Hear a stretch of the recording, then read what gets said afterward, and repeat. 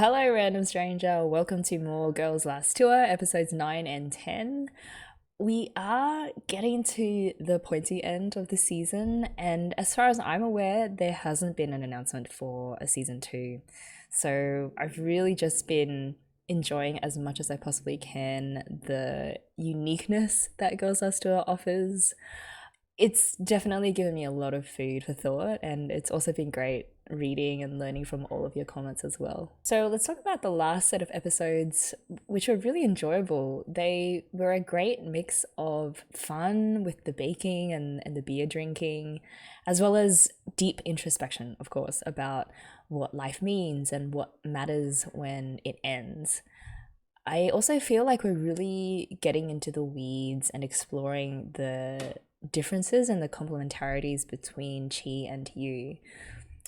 I remember in the first couple of episodes of the show, Chi's strengths as a navigator and a planner and a knower of things was very much on display, whereas Yu just seemed like a slacker who was tagging along and just acted really compulsively, like that gun incident in episode 1, and just thinks with her stomach, basically.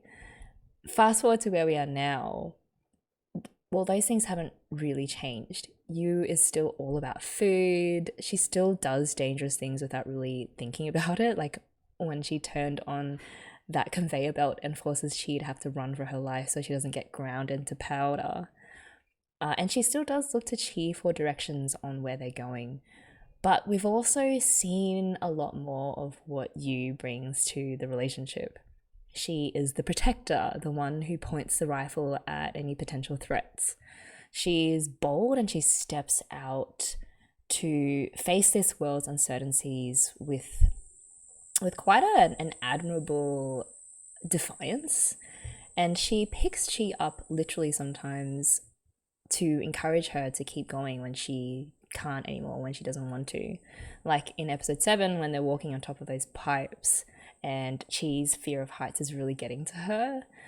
I mean, even the way that they walk reflects their different outlooks on life.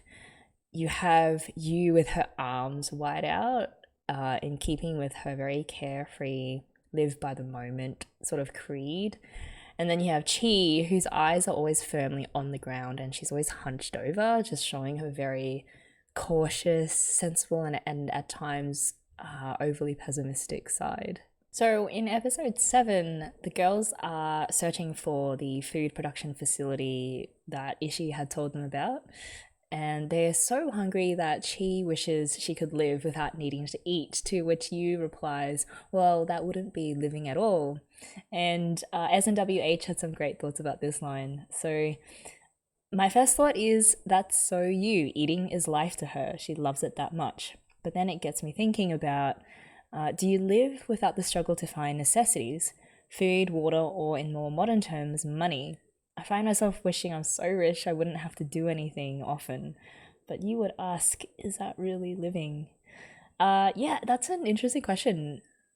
It's amazing how much of our lives are taken up with our quest to secure the money that allows us to then eat and have a roof over our heads. And for a lot of people, it takes up even more time than sleep does or entertainment.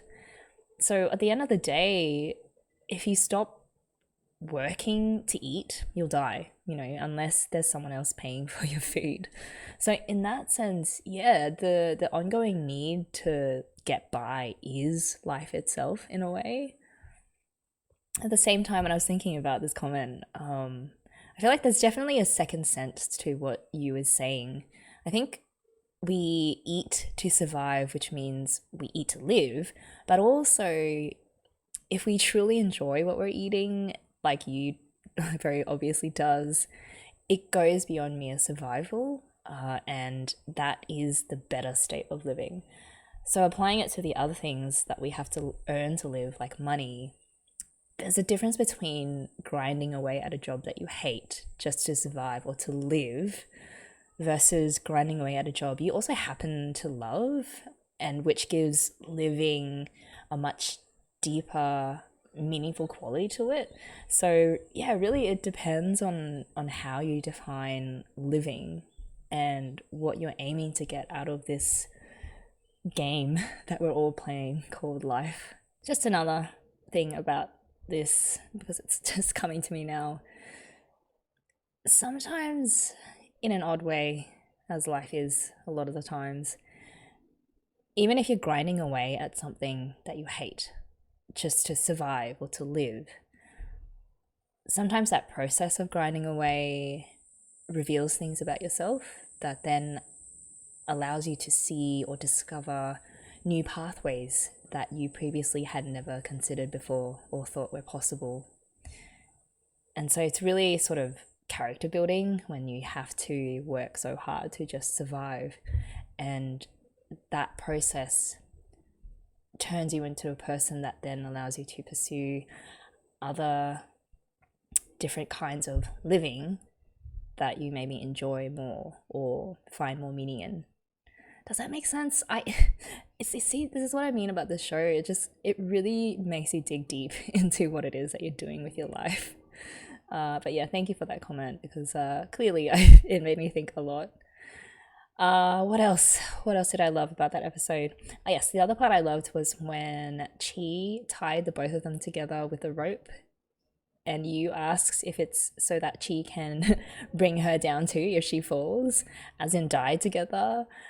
The way that Yu asked it was so cute. Like, she wasn't offended at all, and she's just so matter-of-fact about it, and maybe even a little touched at the thought that Chi wanted them to stay together, whether in life or in death. And of course, that wasn't what Chi had in mind. She had the less sentimental, if more unrealistic idea, if you think about it, that they could counterbalance each other if either one of them fell off the side. There were other lines thrown out that episode that were like little nuggets of wisdom, or just things to get your mind ticking about your own life and how you approach it. For example, when it gets dark, they start to get a bit lost. And Yu says, "But aren't we always a little lost?" To which she replies, "I think this is a little different. We are way more lost." And it echoes a previous conversation about Chi's fear of heights, when Yu said that they've always lived in very tall buildings, implying that she really should be used to being so high up. But Chi basically says that walking on top of a pipe with a massive death drop beneath you is very different to that. So let's dig a bit more into the contrast there between Yu and Chi, because I feel they represent two different sides of a very deep philosophical chasm. For Yu, there's not much difference between being lost topside, like on the ground, or inside a dark labyrinth of pipes. Lost is lost, and you really should just meet the uncertainty in exactly the same way, which is shogunai, or you can't really do much about it, so just get on with it. It's the stoic view, as we've talked about many times before. Like, it doesn't matter if you're dealing with a difficult situation or a person or death itself. You are in control of how you accept and adapt to your lot. Like, particularly with death, instead of thinking about it as this looming, ominous end that's going to jump you one day, the Stoics saw death as something that happens to you daily. So every day that is behind us has already been given up into death's hands. So you don't have to fear the dying itself, because it's something you've been doing every day since you were born.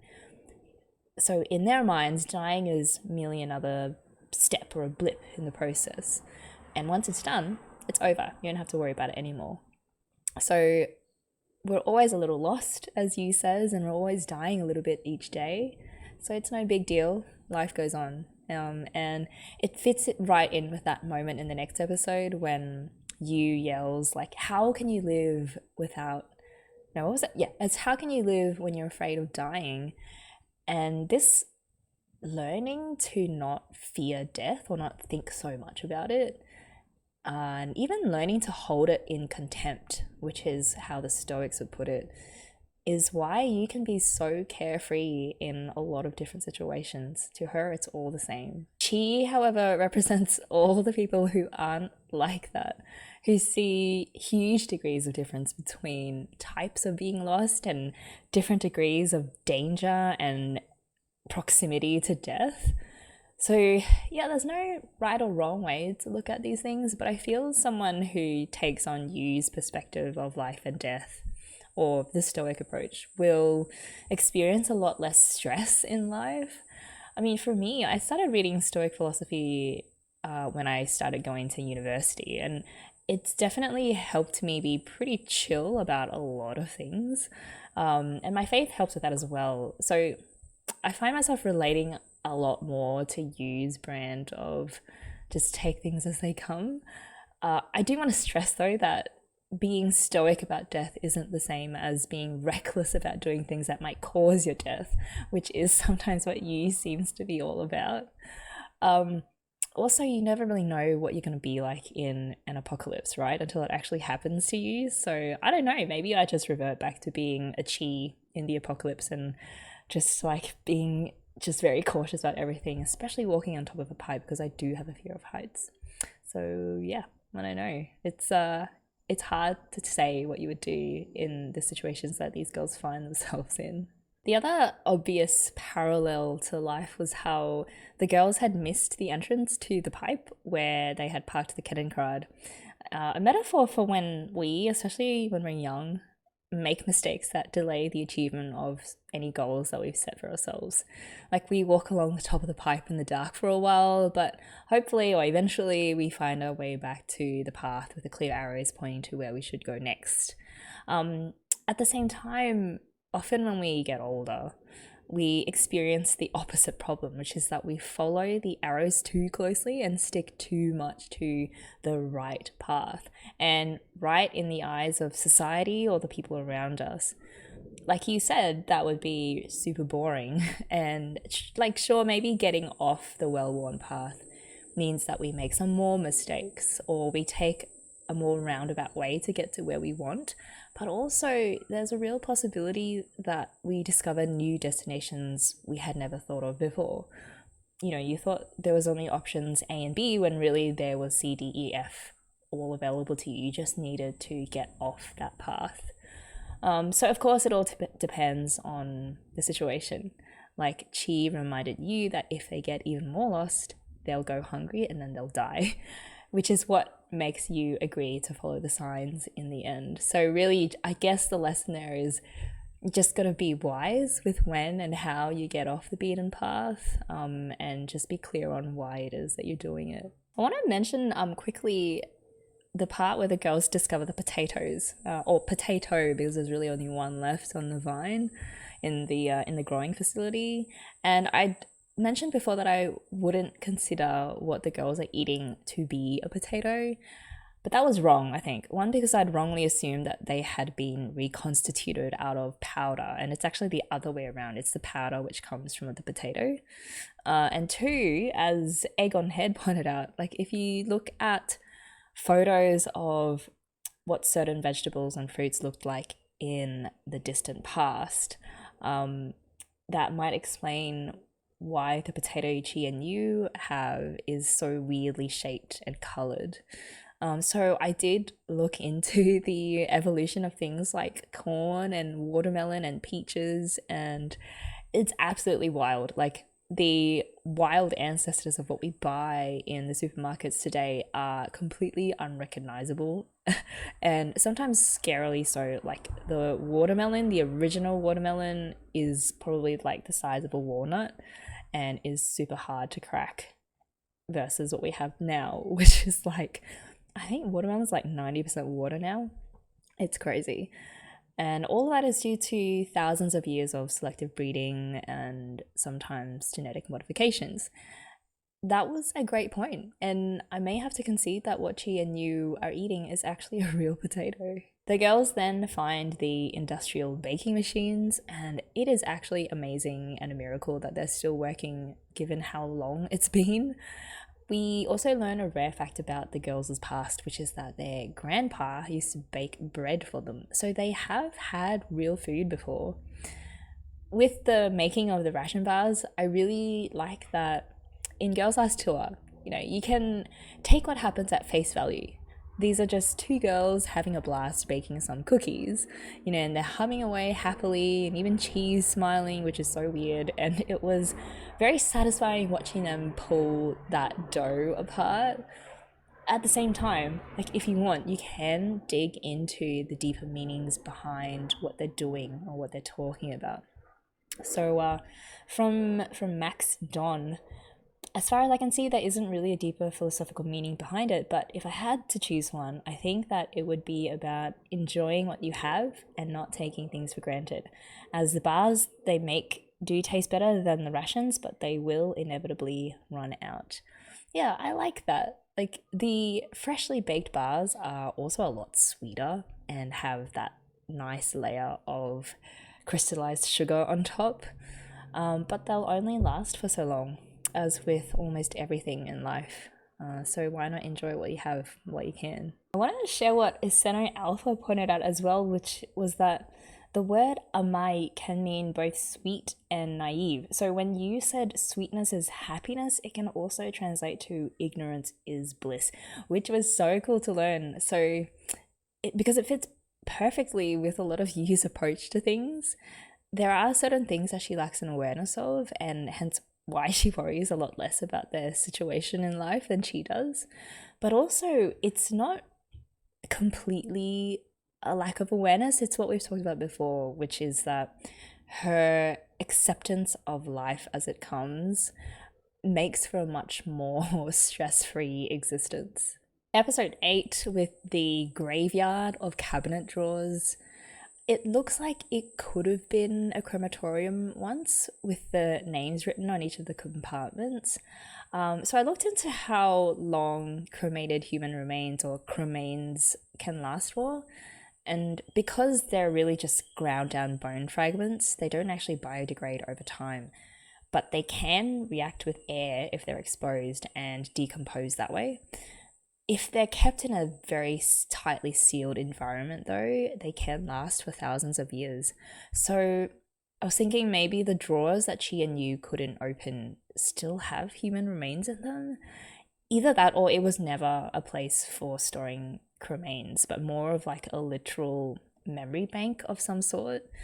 So, I mean, I'm not swayed either way. I actually like the fact that it's very vague as to what this place used to be. The items that the girls find, which include a button, a radio, an empty bullet shell, and a scrap of cloth, are pretty normal things.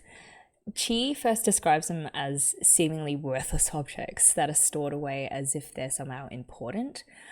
But it was nice to see her realize by the end that these objects derive their worth from being things that real people once put inside those drawers so that they wouldn't be forgotten. And in that sense, they're priceless. She also recognizes that these are graves, and I don't think she necessarily meant literal graves, but that these are the graves of people's lives, represented in the objects that were important to them. And if they remove those objects, they lose their meaning because they become separated from their former owners, or rather the place that their former owners designated as their final resting place. And even though there's no one left on Earth who remembers who those people were, there's still a deep sense of needing to respect the lives of those who have passed on. And the presence of Worm Guy also reinforces that there's something sacred about this place.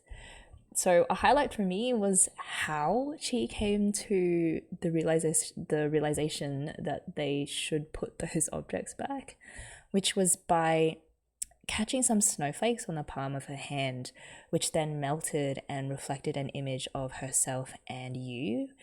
It's almost like she was making an empathetic connection between herself and the people who had put those objects there, because she knows what it's like to want to preserve something of herself and use lives as well. I mean, she's been writing in her journal and she values her books. They've been taking photos along the way to mark where they've been. So the girls too have objects of their own that form part of the memories of all the good and the bad times that they've had, and everything in between. So yeah, the objects also oddly reminded me of that very last shot in the OP where Chi and Yu leave behind their helmets and their uniforms. In that melted snowflake moment, I think Chi understood that all humans want to leave something of themselves behind, even if one day no one will remember the people who actually put those things there, but the things themselves will have value in that they are still somehow connected to souls that used to exist in that world. Related to this idea of objects outlasting their owners is the conversation they have about Kanazawa and Ishii. Ironically, right after Yu talks about how great the camera is because you'll never forget about the things that you took photos of, she forgets who gave them the camera in the first place.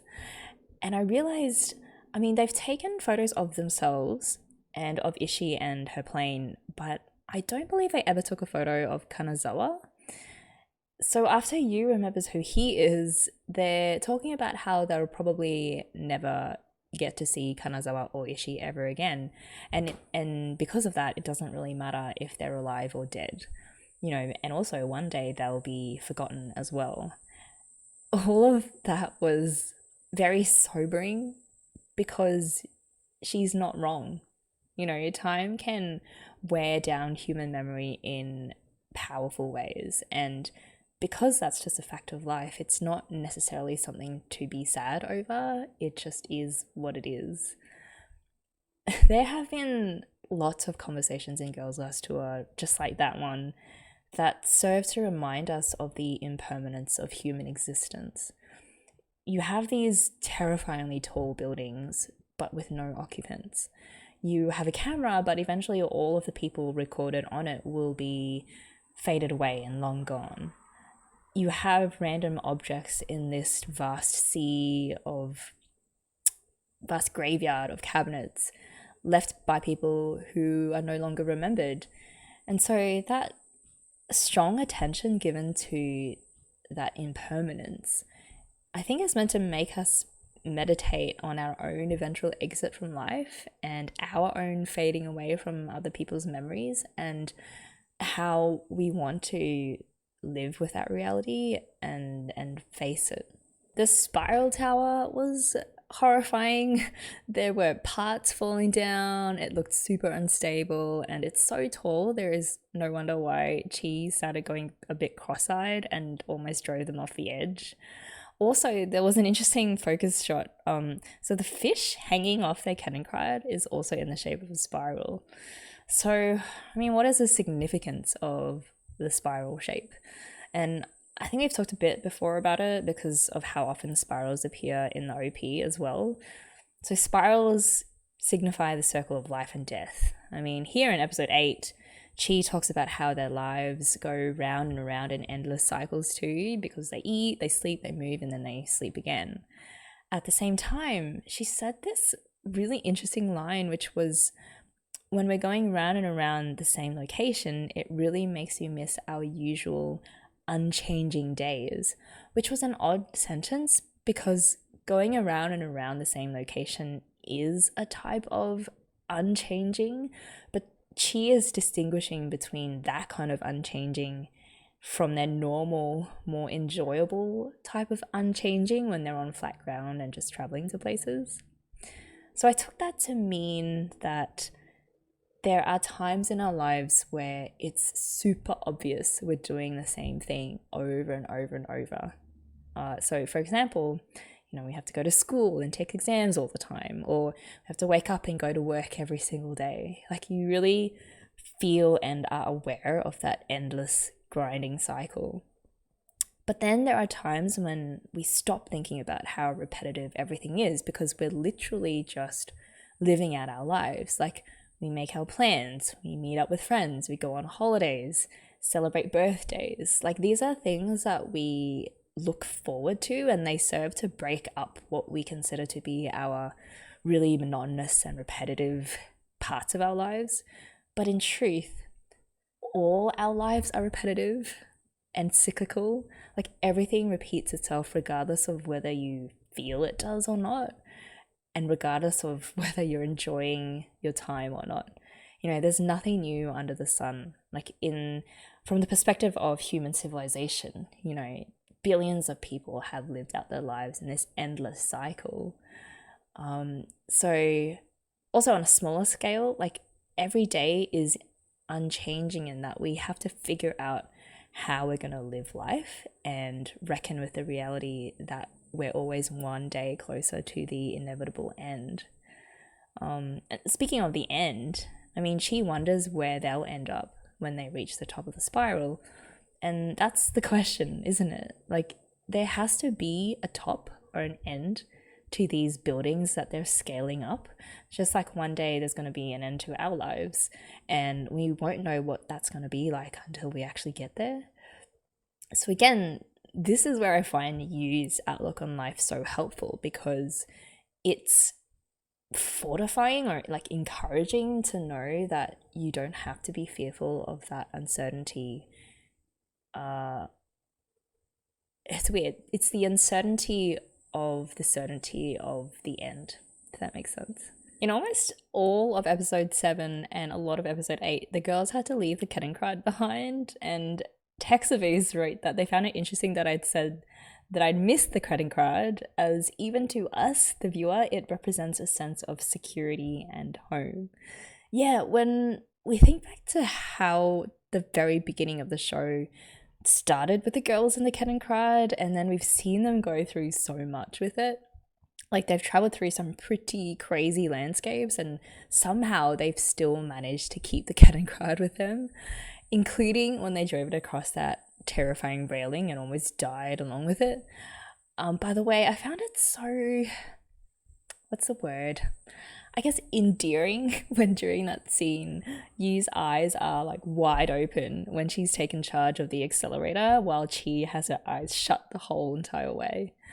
Yeah, so the Kettenkrad is definitely the most permanent physical thing that the girls own and has been intrinsic to their survival, so it is a bit weird when we don't hear the sound of its engine. Last but not least, we witnessed the incredible power of the moon, which caused Yu to go a bit nuts and trash the room that they end up finding the beer in. The beer, interestingly, had the number 3201 on the side, and I'm not sure if that's referencing the year it was made in.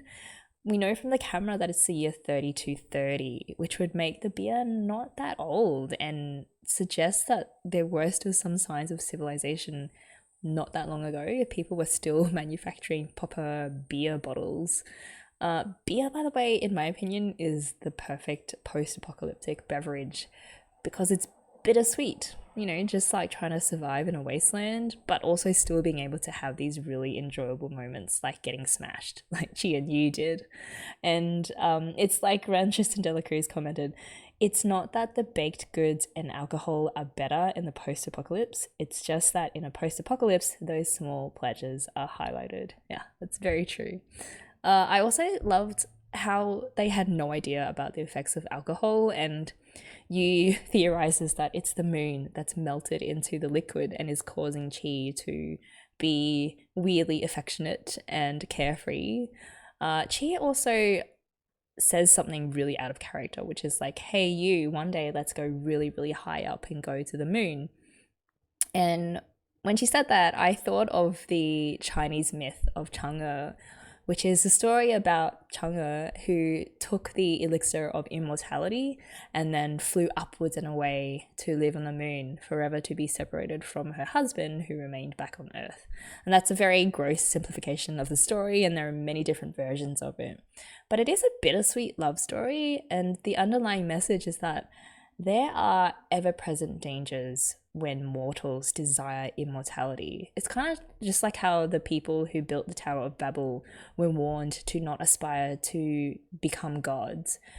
It's better to, like you, accept your mortality and learn to get on with it and just enjoy the present that you do have. Okay, if you guys are ready to kick off episode 9, let's do it in 3, 2, 1, play.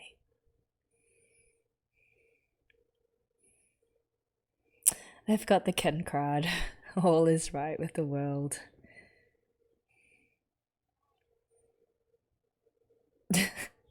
She does that all the time. Yeah.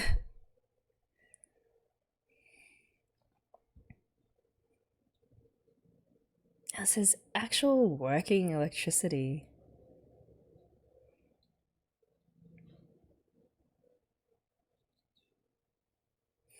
What is being alive?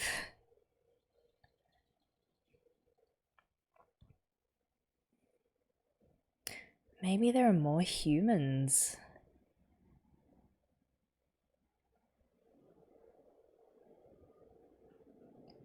That's different.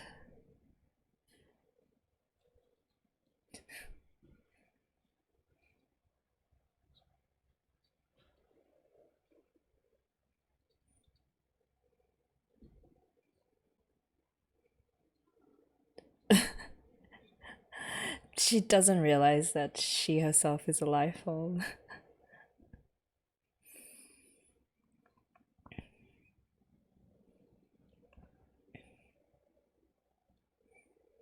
There's gotta be people running this facility. Oh.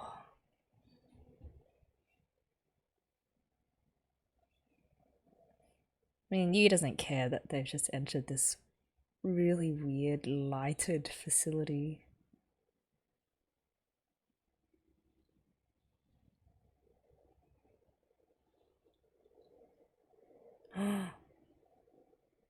Wait, that was callback to last episode. All the previous episodes?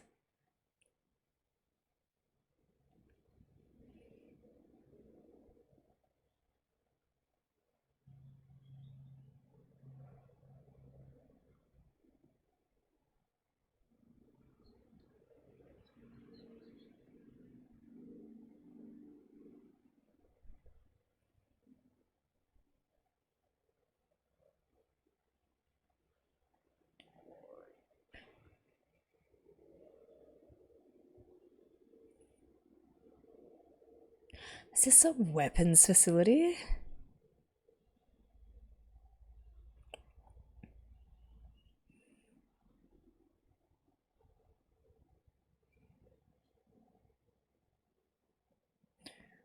What is that?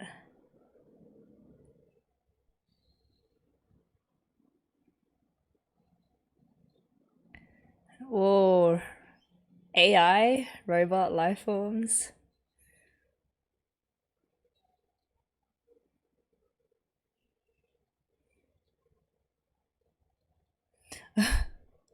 Rifles out. Oh. Oh, okay. We're going to be talking about machines. Will machines ever take on a life of their own?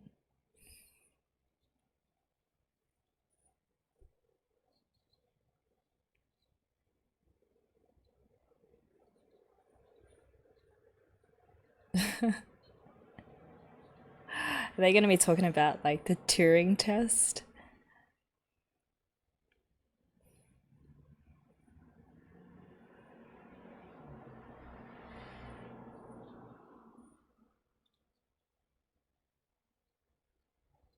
I don't know about that.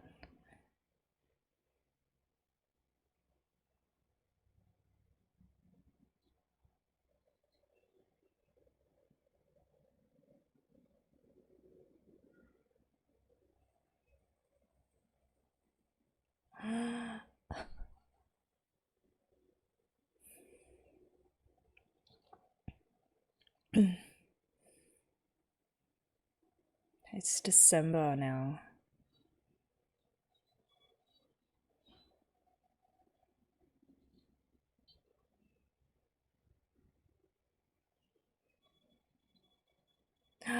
Oh, isn't the machine calculating what they are? Like what kind of life form this is?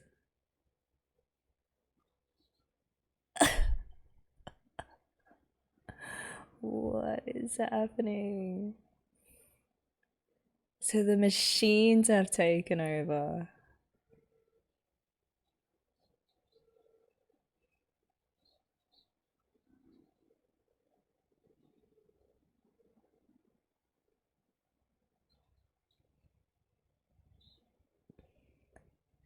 No way. Are the machines like revitalizing the earth, cultivating new forms of life to repopulate it?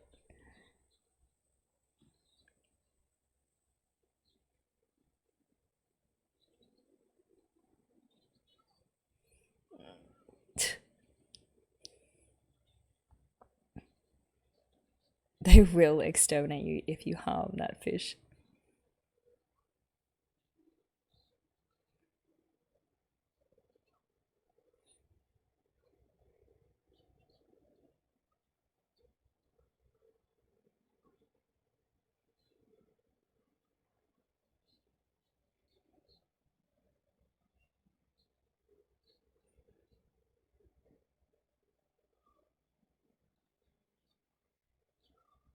Hmm.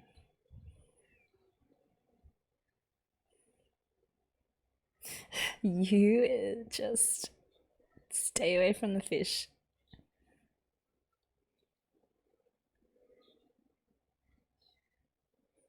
Whoa, this is going in a direction that I did not expect at all. Oh my gosh, look at those just steel spikes it's walking on.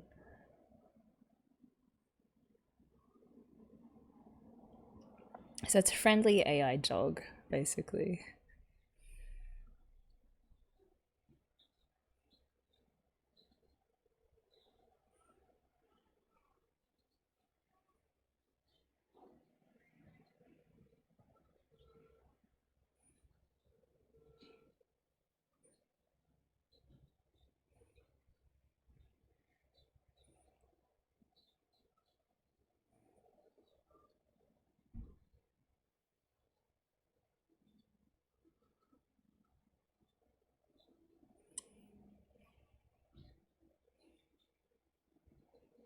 Oh.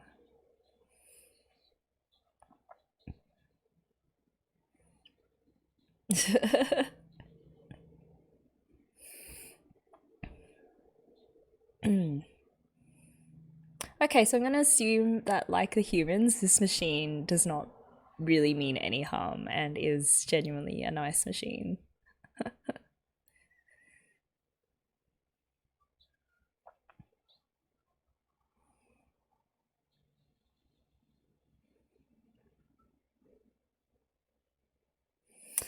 You being a fish again. I don't think she knows how to swim. She'll figure it out.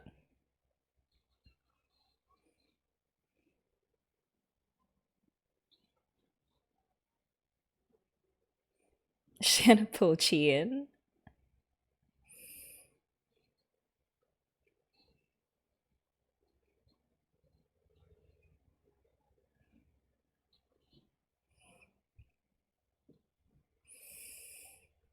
Okay, so we're not getting the OP this episode. That's scaring me a little bit.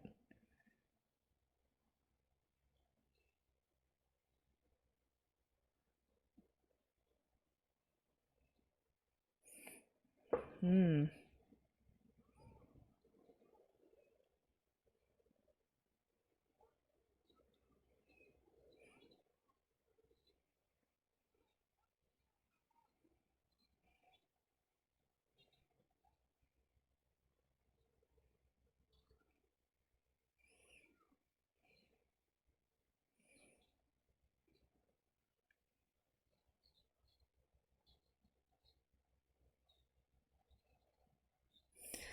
Here we go.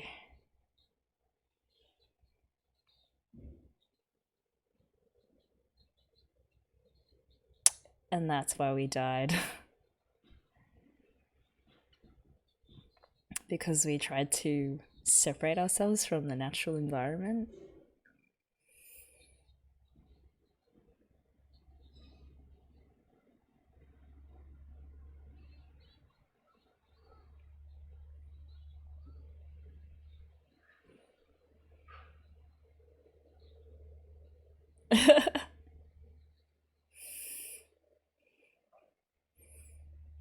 That robot is incisively perceptive. What, the robot?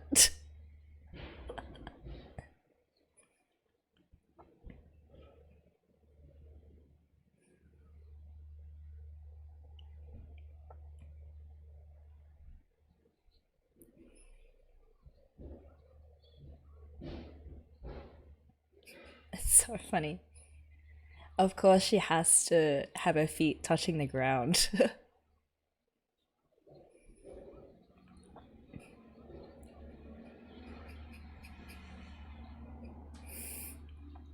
I mean, if you had kids, she would teach them to swim by literally dumping them in the deep end.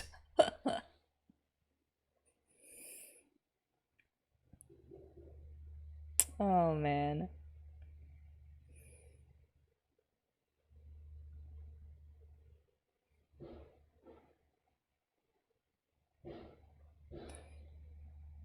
Ew, that dream again. The fish.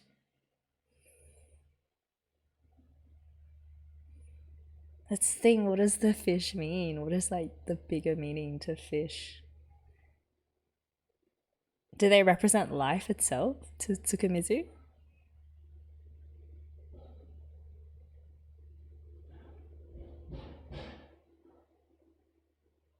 That's the ripple in the water.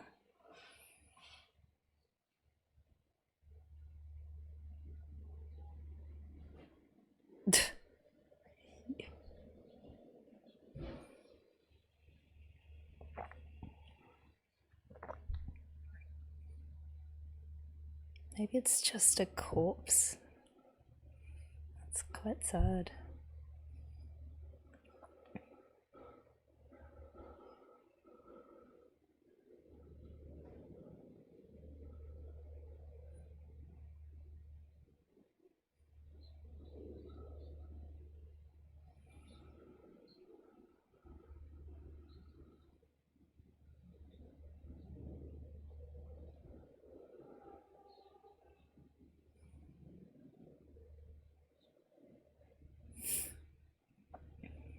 So maybe the people that are still alive in this world, like these two, and Ishii and Kanazawa, they're the mutations.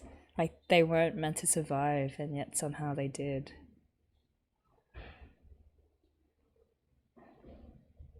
Oh, even the fish has rations.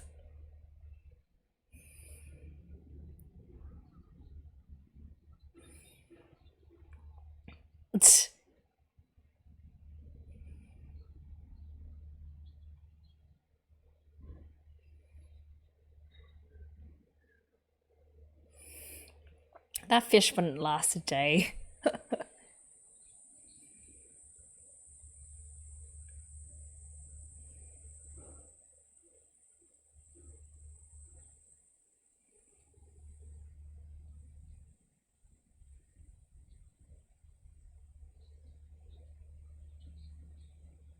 Hmm.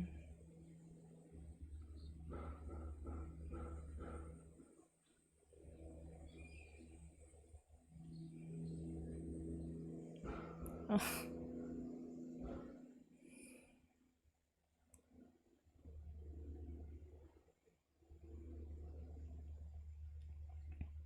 So in this world, even the machines are empathetic machines.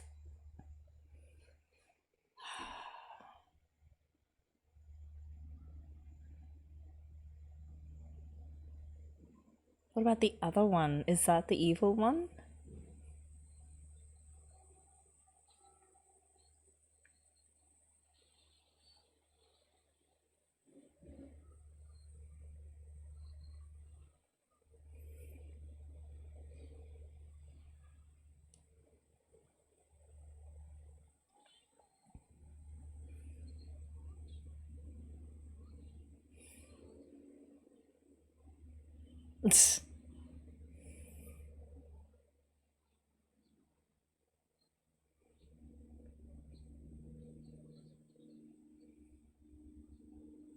Oh no, the fish.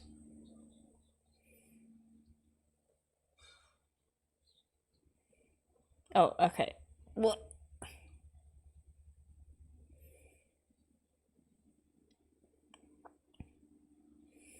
So it's the destructive force. Destruction for the sake of survival? Like creative destruction or something.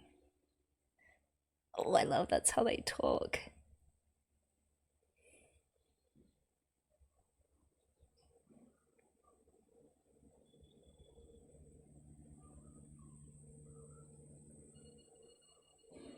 Maybe it'll want to destroy Chi and you as well.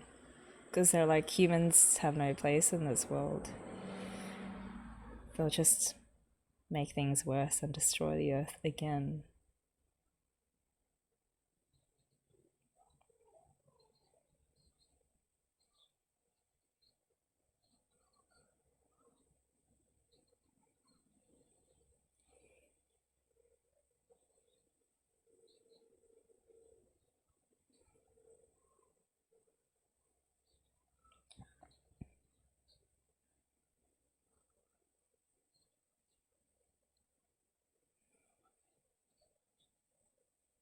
Hmm.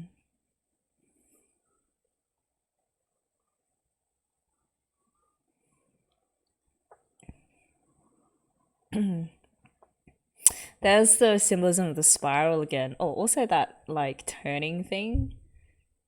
It's like the old has to make way for the new. Like in order to have life, you must have death. Ah.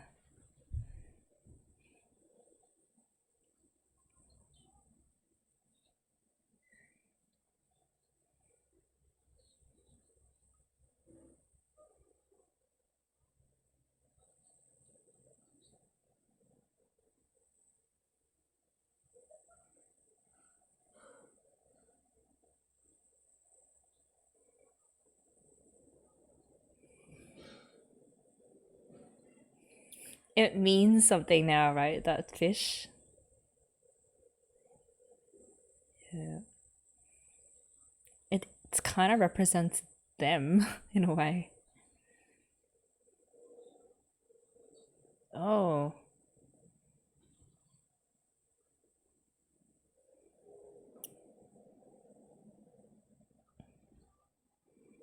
Oh, I thought they were gonna be like, okay, let's just take the fish out and put it in a smaller tank.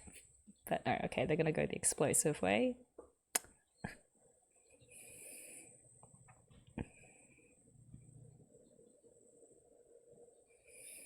That doesn't matter though.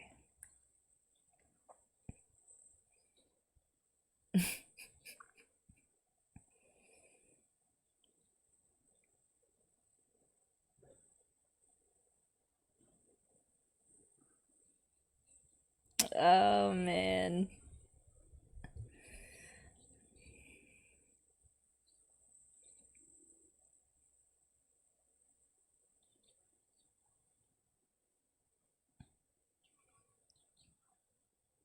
Oh, is she gonna stop her? But then it's like one life against another life, isn't it?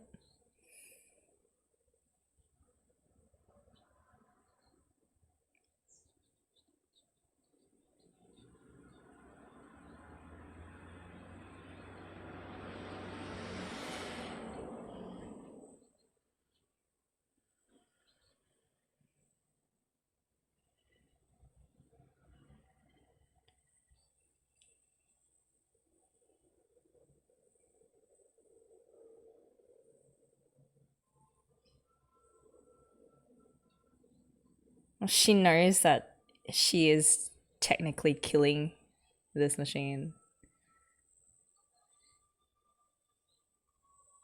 Oh, when it turned its head back and looked at her. Oh my gosh.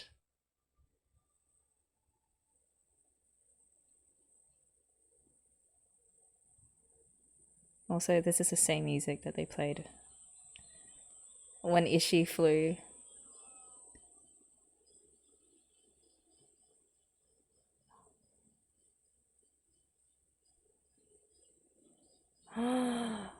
Oh, did you hear that? It sounded like it was screaming out as it died. Like, no. Oh, that was crazy.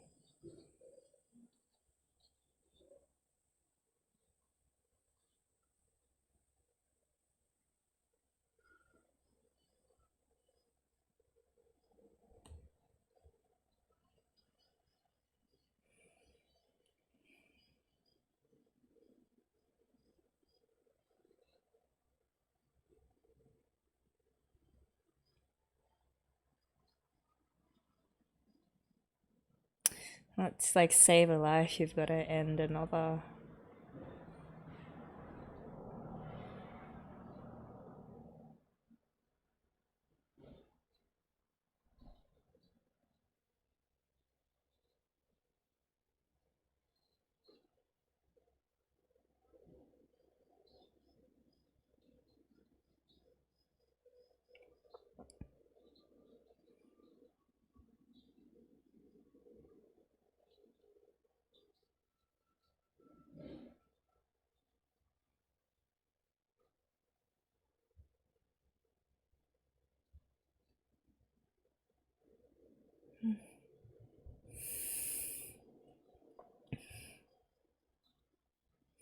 Oh, the fish and the machine.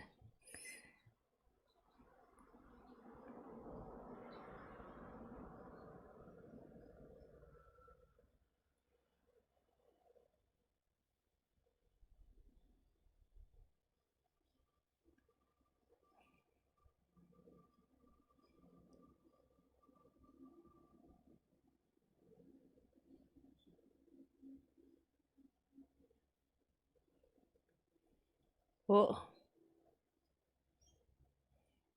oh, that was such a fever dream episode. I feel like there was. Okay, we'll have a lot to unpack afterwards, but the whole it's not enough to just maintain something. You need to have actual reconstruction in order to recover from mass destruction. Felt like such a nod to this idea that just surviving isn't enough. Like, you need something more than that to have an actual full life. You need more than just to eat, sleep, and, do all those things that are intrinsic to survival but don't actually add a higher quality of life to your living. Oh, I feel like I want to watch that episode right away again. But let's go to the next one and then we'll talk a bit more.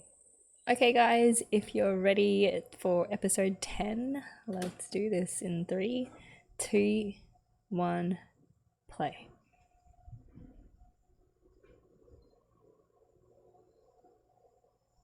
Still with the machines.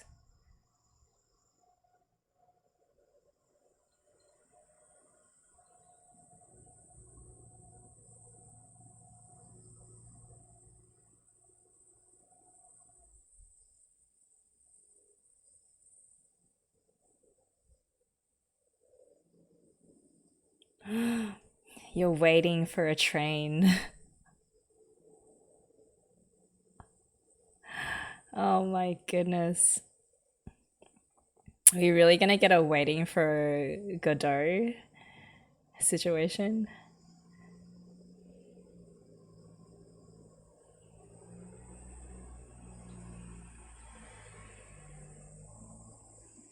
A5, A6.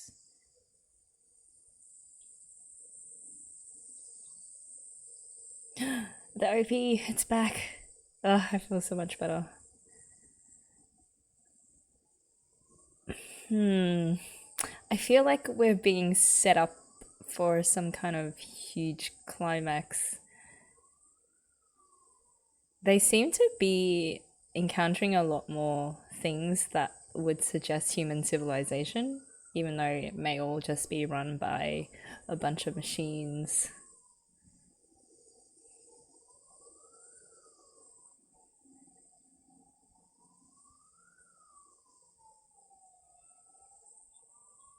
There's our spiral.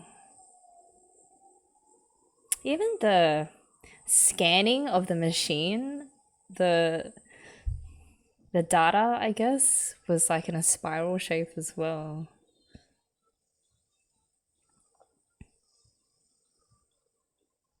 I'm kind of wondering if this is all gonna end in a really sad note.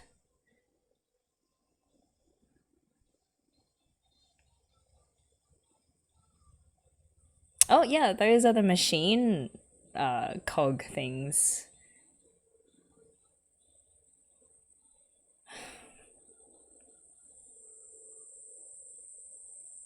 This oddly cheerful OP will never fail to be out of place. Damn, it's full on, like, subway transport.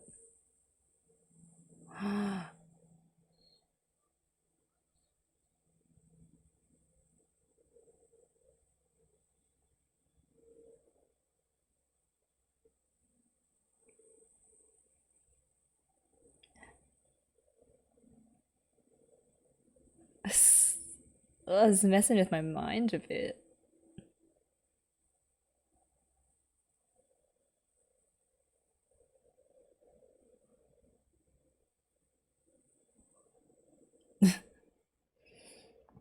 Trains are so heavy with symbolism, you know.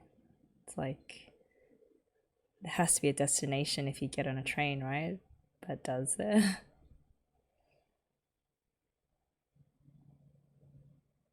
It's working very smoothly.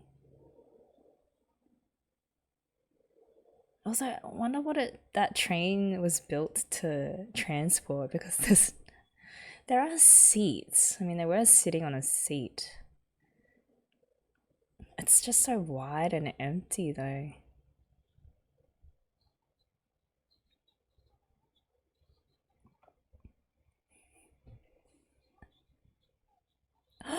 Oh my gosh, she really just discovered relativity.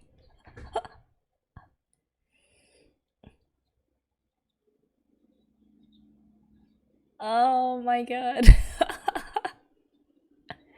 These girls are geniuses and they don't even know it.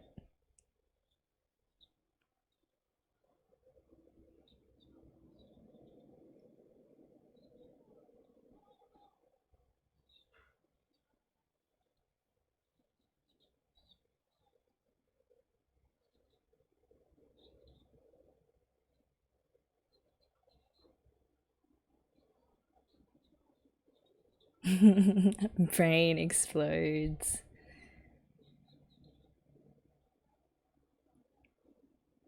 No, I think you is secretly a genius.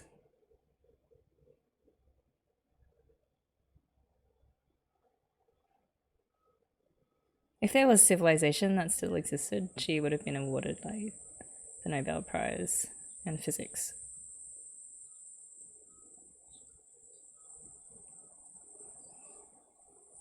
Mm. Oh, and they're on the inside of the grave as well. No.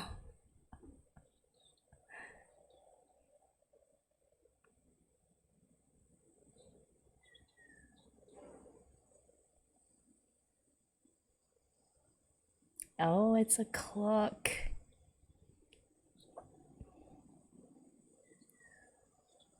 What is time, though, you know? Time depends on how fast you're moving, though.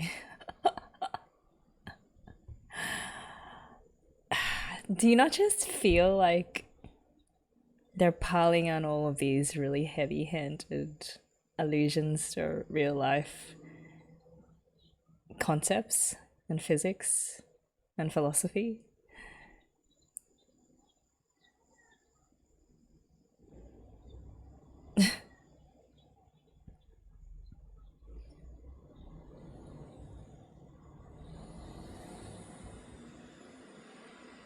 All these dead machines.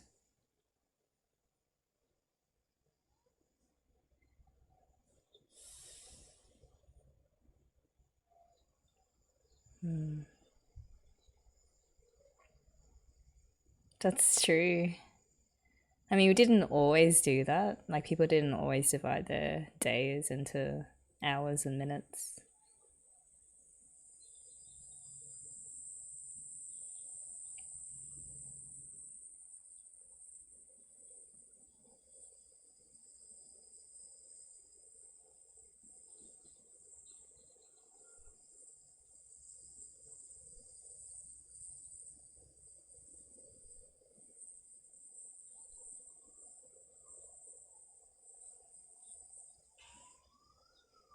Oh no, they're headed towards the end.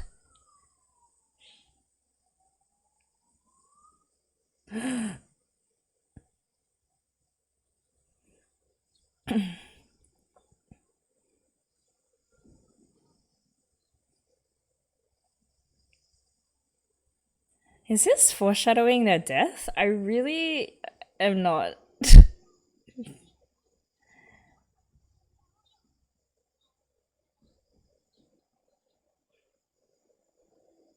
Yeah, I'm getting a very strange feeling from all of this.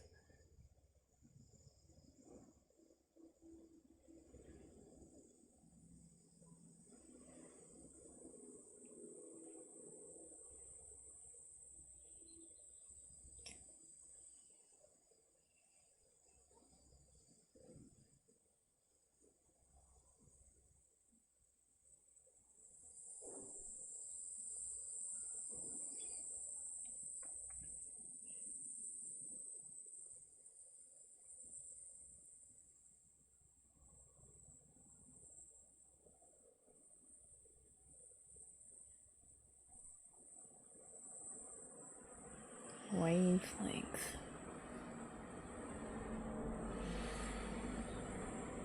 Oh, I forgot this thing can go upstairs.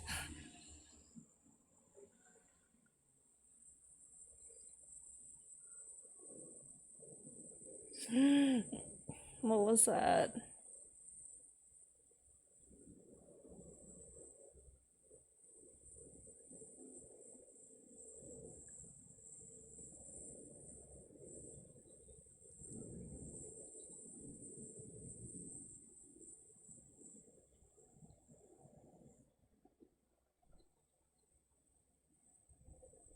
Eh? Oh, I thought she put that back. No, obviously not. No.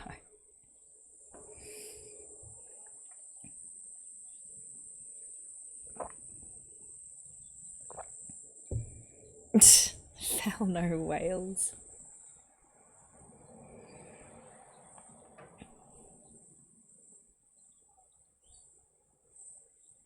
It can't still be someone broadcasting unless it's like sort of a ghost wave.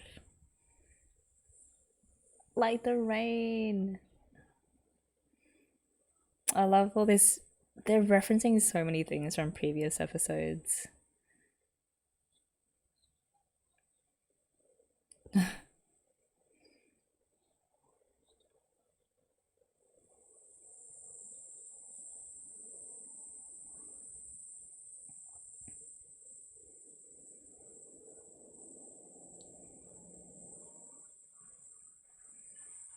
It's like a hopeless song.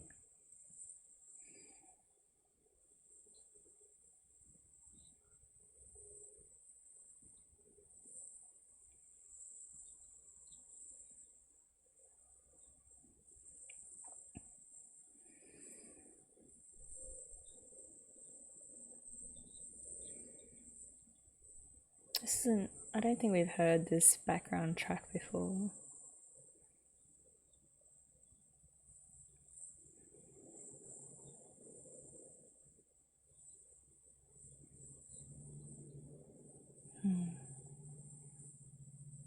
Is it because it's the voice of someone who's dead?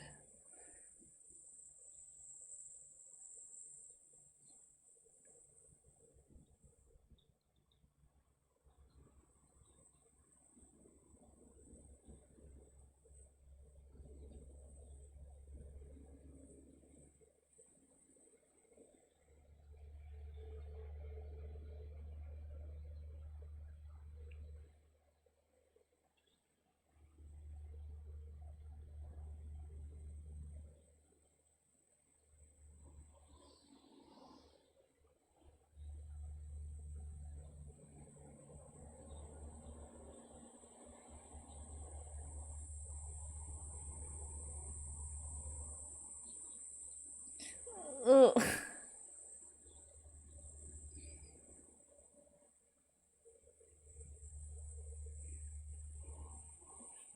Also, maybe you'll feel happy when you're looking at the light at the end of the tunnel, you know, even if that might symbolize your death.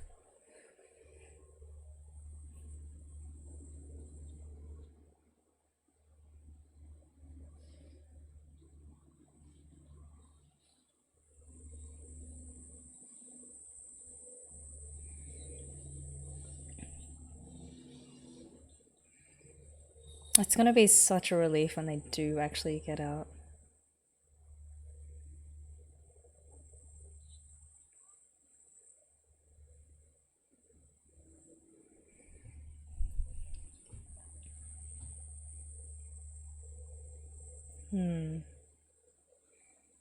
Looks like a pyramid.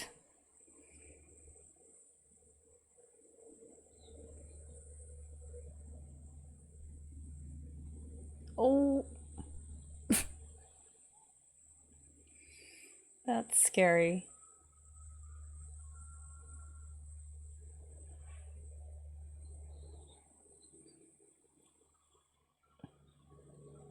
Oh god.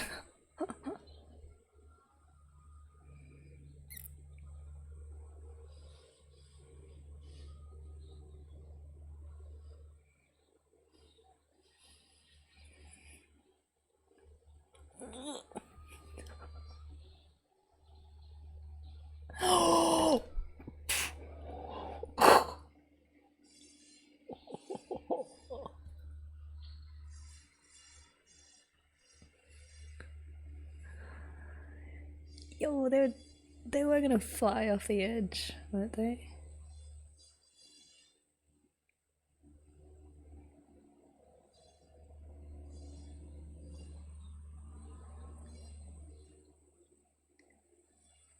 Wouldn't it be crazy if they discovered this whole group of humans and civilization that had still made it up on this level?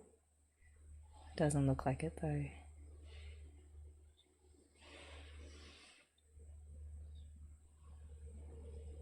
Wait, was that the sun?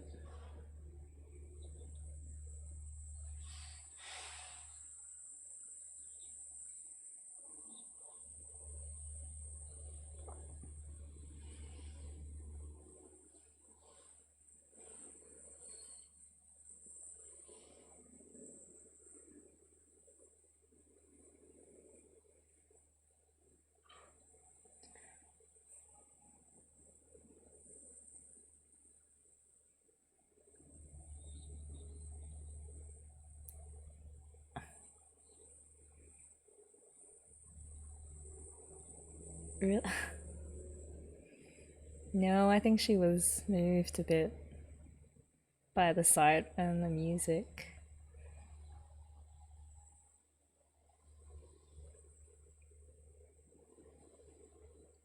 Again, it just leaves off on an unresolved note. Doesn't ever resolve back to the tonic. Oh.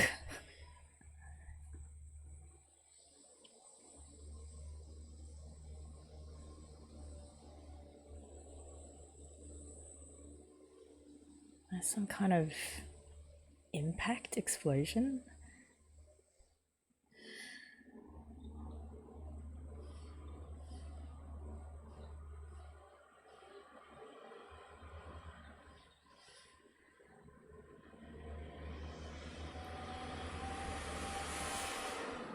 Oh, this is already the new year. It's like 2031 now. Wait, what? Wasn't it 2032?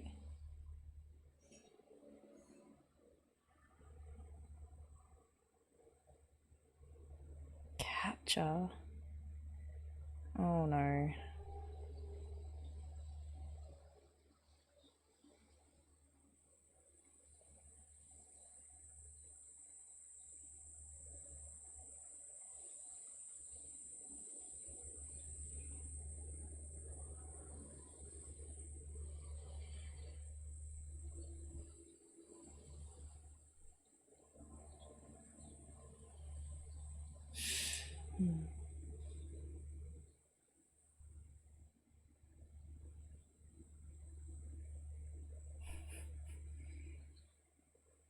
Humans, eh? Oh, that is so weird, having like the water flowing through the tank, the barrel of the tank like that. It's kind of a perversion of what nature is meant to be like.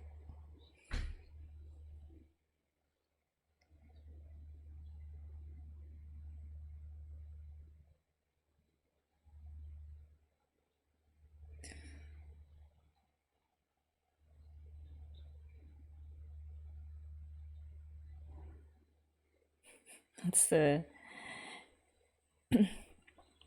evolution through destruction.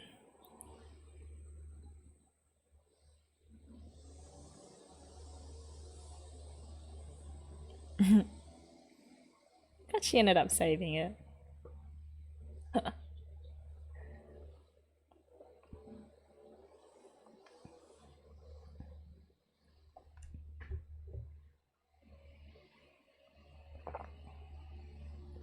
No, only death comes out of those. And water.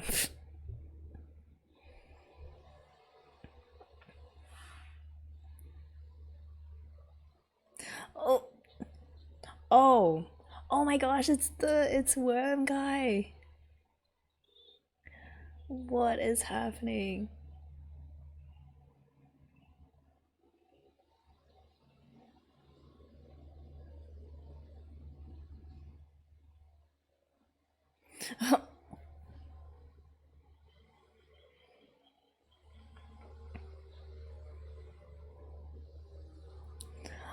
Oh, what is that? Maybe it's some kind of mutation of a fish.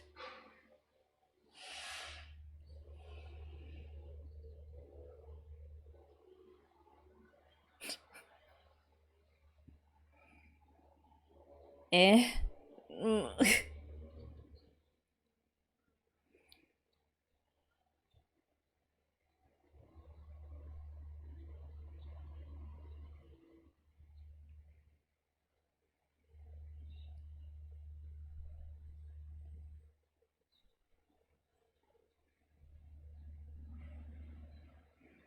Wait a minute, is it manipulating the radio?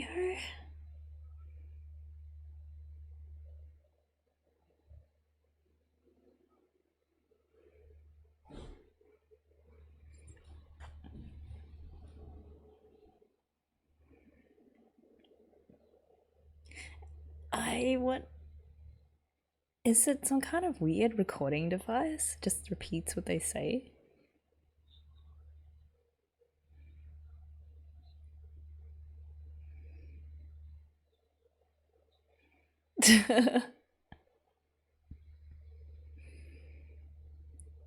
Well, they empathized with the fish who couldn't speak any words, so. Oh man, that is so weird. A little bit freaky as well. Is it maybe it's some kind of new life form that's developed in this landscape? It's like how, life originated in the oceans, supposedly. But now this is just an evolved version of something that can actually go on land.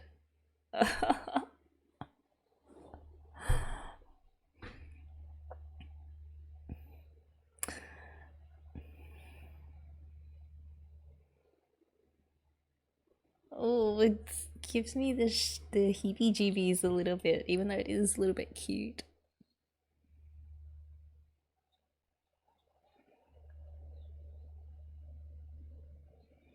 They've got themselves a pet.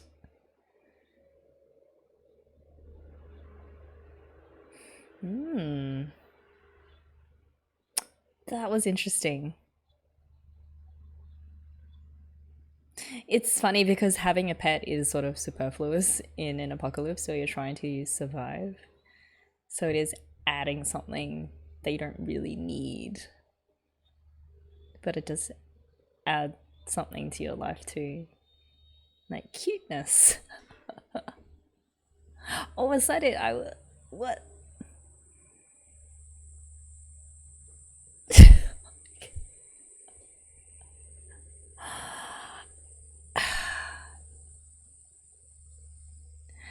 These two episodes kind of really hit differently. I don't know exactly why, but it contained a lot more heavy stuff than the previous two episodes for sure. And just threw things at you that was completely unexpected. I mean, we've had 8 episodes of just these two, plus 1 or 2 humans, but most of the time it's just been this bleak landscape with empty buildings. And now we've got moving trains, we've got a weird cat, we encountered some machines with some semblance of sentience. It's, yeah, it kind of really makes me wonder where the last 2 episodes are going to take us. If it'll continue with this sudden explosion in weirdness and oddity. All right. Oh.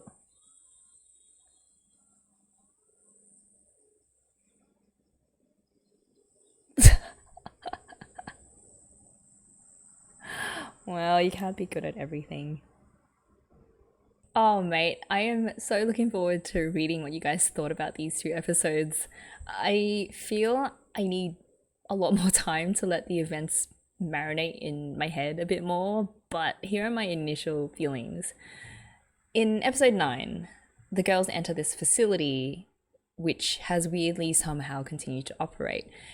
Enough at least to keep all the lights on and to keep exactly 1 fish alive. And it turns out that there are these 2 machines, a little one and a big one, who have been maintaining this place. So the key question for that episode was, what does it mean to be alive? And it's something that previous episodes have definitely skirted around, if not directly dealt with. But this episode really asked that question in a super upfront way. It also answered that question with the universal open-ended answer, which is, it depends. Is life just something that has an inevitable end?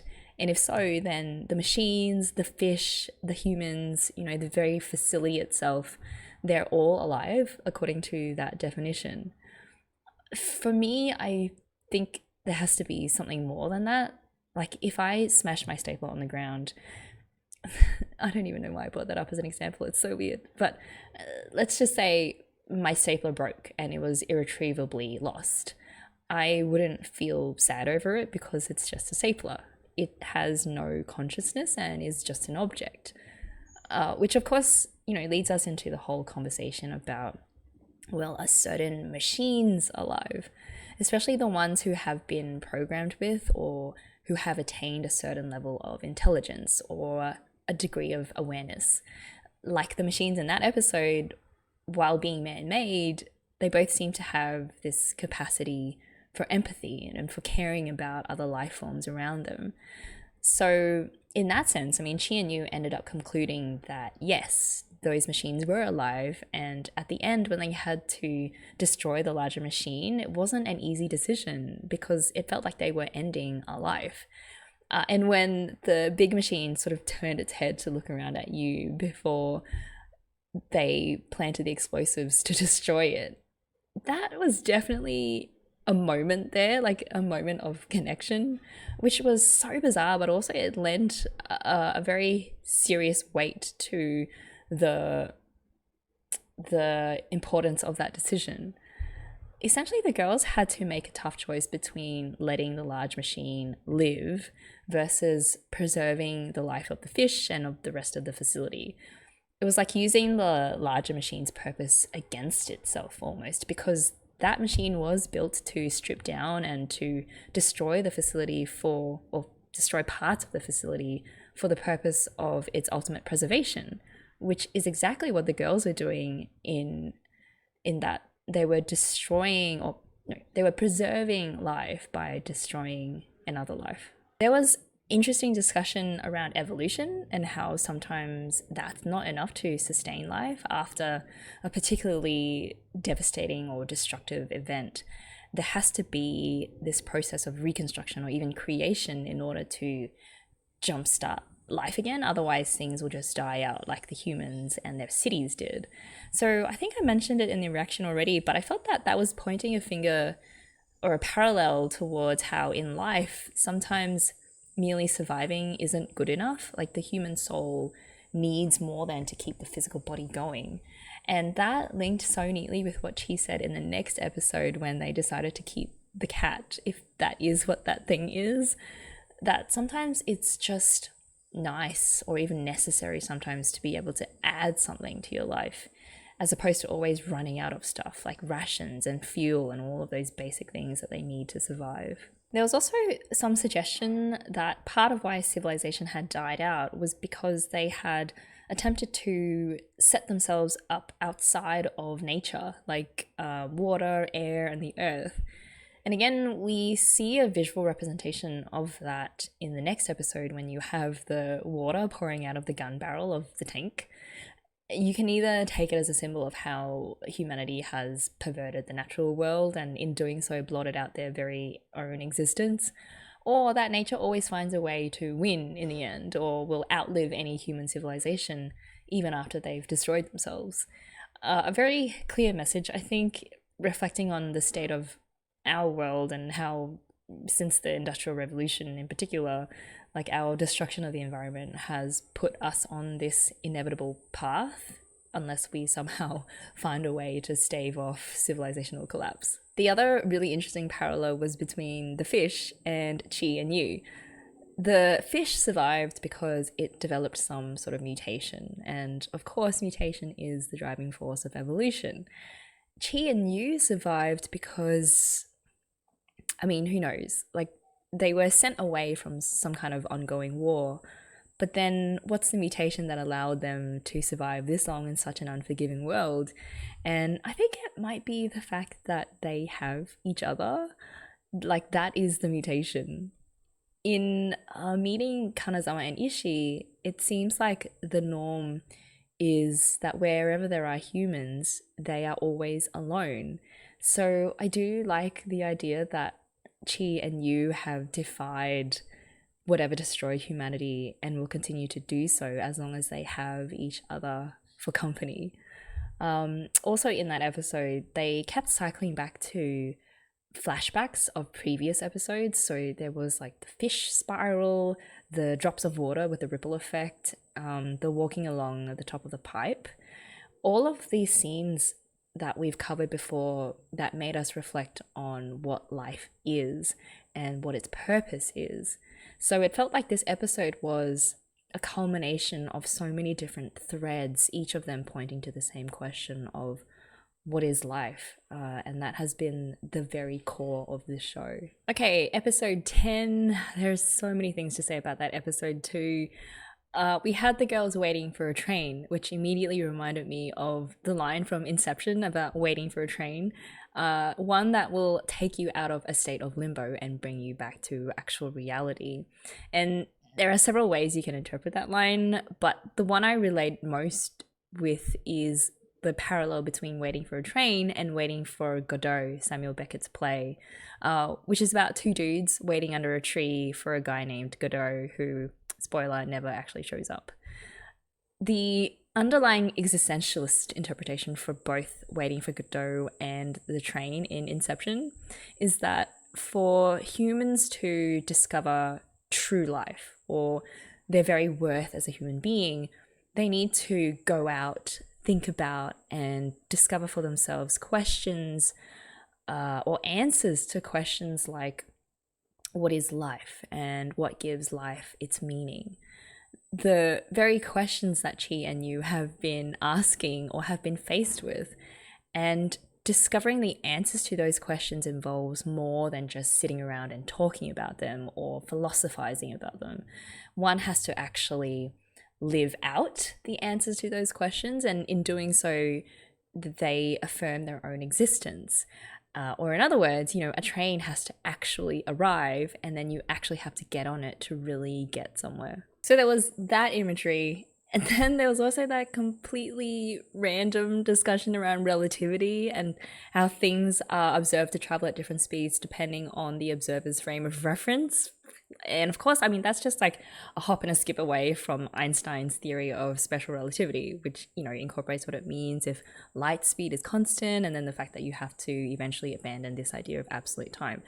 It was just so bizarre watching them have that conversation, because even though they didn't have all of the terms and the references that we do now, you almost felt like they were on the verge of rediscovering Einstein's theory of special relativity, which was insane. I also loved the callback to the Rain song, and how music can make you feel the full spectrum of human emotion, from sadness to happiness. And again, returning to like the physics theme, they had another discussion around how everything is a wave, like sound waves and then radio waves, and even light can be a wave. Although I mean, I am in no way qualified to dig into that whole discussion about whether light is a particle or a wave. I mean, I'll leave that to the physicists. But in the context of this episode, it was once again watching the girls take cues from their environment, like the music from the radio and the red sunset and even the corpses of the machines, and thinking about what those things are telling them about their own lives. That is like the very essence of philosophy. And, you know, the whole like waiting for a train stuff, and they actually got onto the train. It's just, in a way, the girls thinking about these deeper questions is their own act of living out a life that goes beyond survival. They are slowly stepping outside of Plato's cave and really discovering the meaning of life for themselves from all of these different aspects. Whoa, I just feel like I offloaded a bunch of latent philosophical mumbo jumbo. So thank you for listening to me rant, and also for watching this show with me. It's actually crazy that we only have one more reaction left before we start some new series. So in the meantime, I would love to hear what thoughts these episodes might have triggered in your mind. And I hope you have a great rest of the day, and I will see you next time.